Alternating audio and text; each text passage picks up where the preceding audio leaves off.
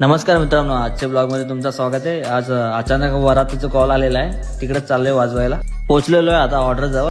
आज आपला धन्या मास्तर पण आलेला आहे आणि सर्व मित्र पण आलेले आहेत. रायडर लोक आलेत पाय तोडून आणि एक पॅन्ट फाडून आलेला आहे. बसून बसून कंटाळा आला म्हणून घसरकोंडी खेळायला लागला बाबू आपला.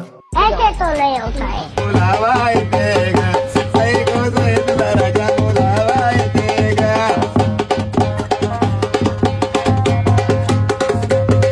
मजा आया. आता आपले बाबूचा सिक्सर बघा कसा मारतो. सिक्स बघा, six. A few moments later.